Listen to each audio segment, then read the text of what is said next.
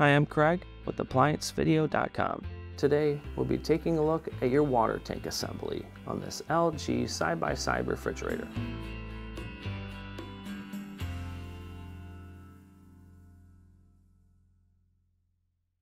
Stop. Before beginning any repair, always be sure to disconnect the power to the appliance.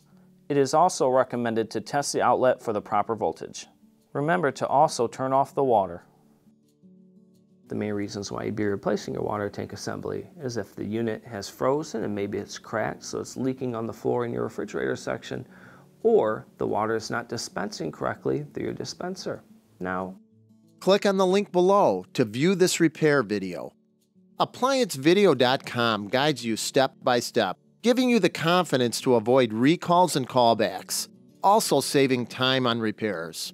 Whether you're up against an uncommon repair or the latest appliance on the market, our videos have been created with you in mind.